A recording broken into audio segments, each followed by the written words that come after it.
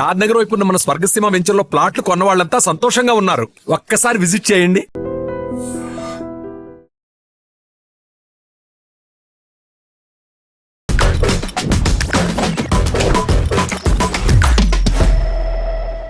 Hi hello నమస్తే, welcome back to our channel. నేను మీ వైషు. బేసిక్గా ఈ మధ్యకాలంలో జరగని అఘాయిత్యాలు లేవు. ఎందుకంటే ఎక్కడ చూసినా భర్త వాళ్ళతో లేచిపోయింది, లేకపోతే భార్య వీళ్ళతో లేచిపోయింది. ఇలాంటి కేసులు చూస్తుంటే భార్య తన ఫ్రెండ్తో అదే ఎక్స్ట్రా మ్యారిటల్ అఫేర్ పెట్టుకుందని చెప్పేసి కాలు నరికేశాడు ఒక భర్త. ఈ సిచ్యువేషన్ ఎక్కడో కాదు, తెలంగాణలోనే జరిగింది. అంటే మరీ ఈ మైండ్ సెట్ ఇలా మారిపోతుంది, ఎందుకు ఇలా తయారవుతున్నారు? ఈ విషయం గురించి మాట్లాడడానికి ఈరోజు నాతో పాటు థింక్ అగైన్ ప్రోగ్రాంలో సైకాలజిస్ట్ నళిని గారు ఉన్నారు. మేడంతో మాట్లాడదాం. Hello ma'am. హలో అండి. నమస్తే. బాగున్నారా? బాగున్నానండి. ఈ దరిద్రమైన కేసుల గురించి మాట్లాడుకుంటూనే ఉన్నాం, చెప్పుకుంటూనే ఉన్నాం, పెరుగుతూనే ఉన్నాయి. అవునండి.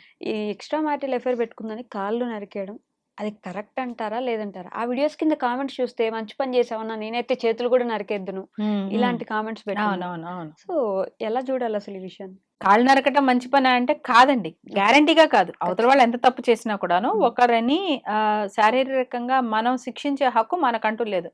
అలా ఉంటే మళ్ళీ అటవీ పరిస్థితిలోకి వెళ్ళిపోతాం కదా, అటవీ న్యాయం అయిపోతుంది. ఎవరు బలవంతులైతే వాళ్లే అప్పుడు అవతల వాళ్ళకి కావాల్సిన న్యాయం చేసేసినట్టు అవుతారు.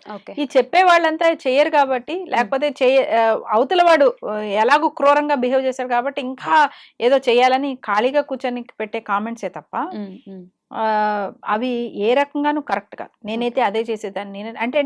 నేనైతే అంత ఫెరోషియస్ గా రియాక్ట్ అవుతానో తెలుసా. నేను అంత భయంకరమైన తోపుగాడిని అని చూపించుకోవాలన్న ఫీలింగ్ లో ఉంటారు. కానీ అది నిజంగా కరెక్టా అంటే అది ఎమోషనల్ ఇంటెలిజెన్స్ కాదు. అది అంటే అవతల వాళ్ళు ఒక తప్పు చేశారు, తప్పే అది. అసలు ఇంకా అందులో మొహమాటం ఏం లేదు, తప్పే.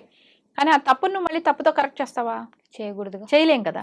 తప్పును తప్పుతో ఇవ్వడం కరెక్ట్ చేయలేం. తప్పును కరెక్ట్ చేయాలంటే నువ్వు మళ్ళీ ఎంత కరెక్ట్ గా ఉంటేనే ఆ తప్పును కరెక్ట్ చేయాలి. కరెక్ట్. వాళ్ళని అసలు కరెక్ట్ చేయాల్సిన బాధ్యత మనం తీసుకోవాల్సిన అవసరం ఉందా లేదా అంటే, అసలు కొంతమంది ఎలా ఉంటారంటే వాళ్ళని కనీసం మనం కరెక్ట్ చేయాల్సిన బాధ్యత కూడా తీసుకోలేనంత అనర్హులు మాట వాళ్ళు. ఓకే, అసలు అవసరం లేదు. అసలు అంత కూడా అంటే వాళ్ళు కనీసం వాళ్ళ జీవితంలో మినిమం విలువలు కూడా పాటించలేదు.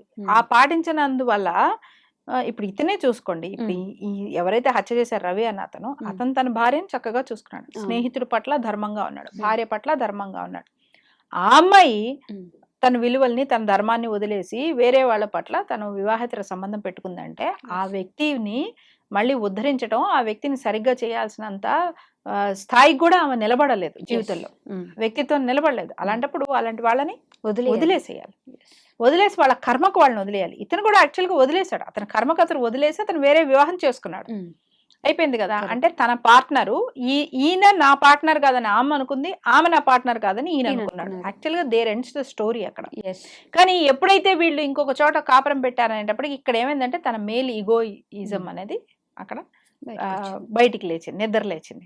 అంటే తన్ని ఇంత అన్యాయం చేసిన మనిషి తన కళ్ళ దగ్గరే తనకు తెలిసినంతలోనే అలా సుఖంగా ఉంటే నేను మాత్రం ఈ మాట పడాలా? చాలా సార్లు ఏమవుతుందంటే అండి, మగవాడి యొక్క కెపాసిటీ తన్ని నమ్ముకొని ఉన్న స్త్రీ మీద ఆధారపడి ఉన్నట్లుగా మనం డిఫైన్ చేస్తూ ఉంటుంది. సో అంత వాడు ఎంత మంచివాడో అందుకే ఆ భార్య అతని పట్ల అంత చక్కగా ఉంది, అతను ఎంత గొప్పవాడు అందుకే ఆ పిల్లలు అతని పట్ల అంత గౌరవంగా ఉన్నారు అని చుట్టుపక్కల ఉన్న వాళ్ళు తనతో బిహేవ్ ఎలా చేస్తే దాన్ని బట్టి వాళ్ళ వాల్యూ అన్నట్లుగా సమాజం మాట్లాడుతుంది. కాబట్టి ఇక్కడ భార్య వదిలేసి వెళ్ళిపోవడం అనేది భయంకరమైన అవమానం. అంటే నీలో ఏదో లోపం ఉంది కాబట్టి, నీలో ఆ కెపాసిటీ లేదు కాబట్టి, నీలో లేనిది మరొకళ్ళ దాంట్లో చూశారు కాబట్టి ఆ అమ్మాయి నిన్ను వదిలేసి ఇంకోళ్ళ దగ్గరికి వెళ్ళిపోయింది అని అందరూ అనుకుంటారని వీళ్ళు అనుకుంటారు ఇలాంటి కేసెస్ లో. ఓకే, అందువల్ల తన మేల్ ఈగో కానివ్వండి, తన మేల్ కెపాసిటీ కానివ్వండి, అది చూపించాలి. ఎలా వదిలేస్తే ఎలాగా అంటే ఎవడు ఇష్టం వచ్చినట్టు వాడు వచ్చి పెళ్లి చేసుకుంటారు, కాదనుకొని వెళ్ళిపోతారా? నేను అంత వేస్ట్ గా లాగా ఉన్నానా, నాకేముండదా, నాకేం ఎమోషన్స్ ఉండవా అనే ఆ జోన్ లోకి వెళ్ళిపోతారు. ఓకే, కానీ దానికి మించిన ఒక స్థాయి ఉంటుంది. వాళ్ళు వివాహ సంబంధానికి వాళ్ళు కట్టుబడి లేరు, అది నీ తప్పు కాదు, అది వాళ్ళలో లేని విలువలేదు.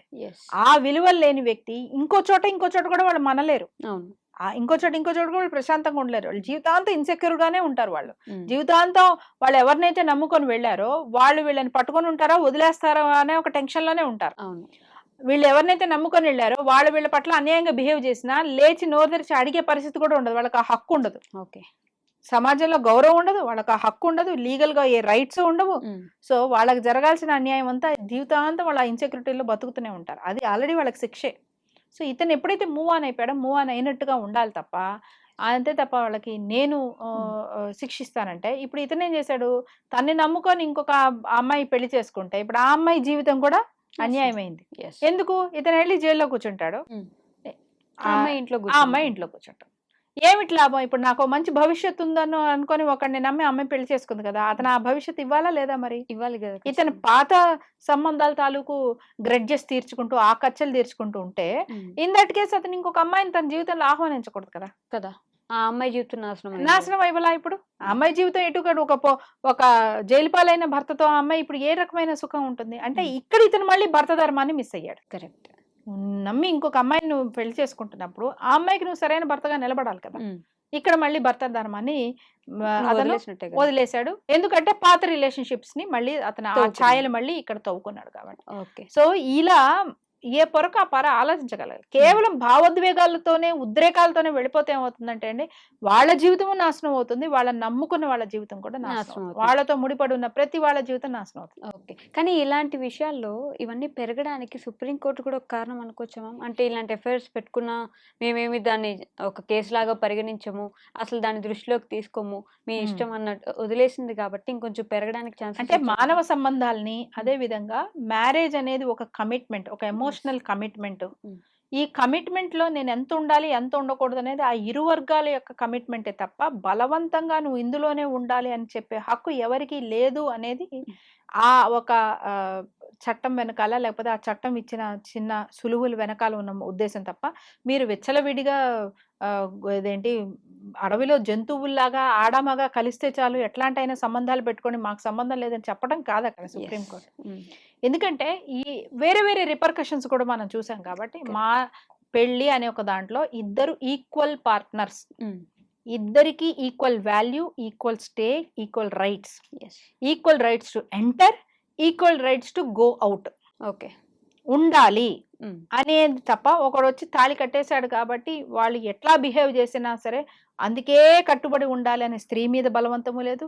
స్త్రీ ఎంత అన్యాయంగా బిహేవ్ చేసినా ఒక పార్ట్నర్గా తన రోల్ సరిగ్గా నిర్వర్తించక, తన పాత్ర సరిగ్గా నిర్వర్తించకపోయినా కూడా ఆ భర్త అలానే ఆ జీవితాన్ని కంటిన్యూ చేయాలి, నీకు ఇదే నీ కర్మ, నువ్వు ఇలానే జీవితం కంటిన్యూ చేయాలనే ఒక హక్కు చట్టానికి లేదు అని రియలైజ్ అయిన సందర్భంలో ఇలాంటి రూల్స్ వచ్చాయి తప్ప, ఎలా పడితే అలా మీరు వెళ్ళిపోండి, ఇంకా మీరు ఇష్టం వచ్చినట్టు అచ్చొసిన ఆంబోతుల్లాగా బతకండి అని కాదు దాని ఉద్దేశం. సో మనం ఏంటంటే ప్రతిదాన్ని ఇంటర్ప్రిట్ చేసుకుని వీలైనంత అనవసరంగానే మనం దాన్ని ఇంటర్ప్రిట్ చేసుకునే ప్రయత్నం చేస్తాం. అది మన ఇంటర్ప్రిటేషన్ యొక్క మిస్టేక్ ఒకటి. రెండు, ఇప్పుడు వివాహేతర సంబంధం పెట్టుకున్నందుకు శిక్ష ఉందో లేదో కానీ ఇలా నరికినందుకు శిక్ష ఉంటుంది కదా, ఖచ్చితంగా ఉంటుందిగా. దాన్ని అదైతే తప్పించుకోలేరు, అది క్రిమినల్ కేసు అయిపోయిందిగా ఇక్కడ. అవును. సో మనం కొన్ని సులువులు ఇచ్చారు కానీ మనం దాన్ని ఎలా పెట్టుకోవాలి, ఎలా వాడుకోవాలి, ఎంతవరకు వాడుకోవాలి. 4 పిల్లలు ఉన్న ఆ లేడీ అసలు అలా ఇంకొకరి సంబంధం పెట్టుకుందంటే ఏంటంటే ఆమె ఆ వివాహ సంబంధానికి ఆమె అసలు ఏ మాత్రం వాల్యూ ఇవ్వలేదు అని అర్థం. తనకు కావాల్సిన పార్ట్నర్ తను వెతుక్కొని వెళ్ళిపోయింది. ఆ వెళ్ళిపోయిన వ్యక్తిని చచ్చిపోయిన దాంతో సమానంగా వదిలిపడేయాలి. ఇంకా చచ్చిపోయిన మనిషికి మళ్ళీ కాళ్ళు చేతులు నరకడం ఏంటి? మళ్ళీ శిక్ష అవసరం లేదు కదా. అంతే. Okay ma'am, thank you.